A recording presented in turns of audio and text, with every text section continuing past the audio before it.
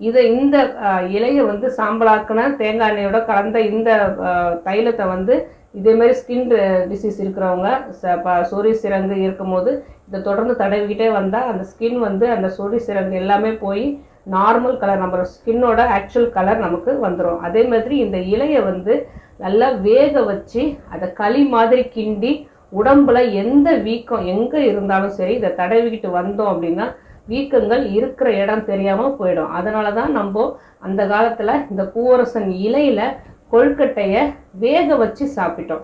ஏன்னா இந்த இலையில வந்து நம்ம கொழுக்கட்டையை வேக வச்சு சாப்பிடும் போது உடம்புல இன்னர் ஆர்கன்ஸும் சரி, வெளியே உள்ள ஸ்கின்லையும் சரி, மூட்டு எங்கே இருந்தாலும் சரி, ஆன்டி இன்ஃப்ளமேட்டரி குணம் அதிகமான உள்ளது வந்து இந்த பூவரசம் இலை. அதனால தான் வீக்கங்கள் இருக்கிற இடத்துல இந்த பூவரசம் இலையை நல்லா வேக வச்சு களி மாதிரி கிண்டி பத்து போட சொல்கிறது. இதே வந்து நம்ம வருட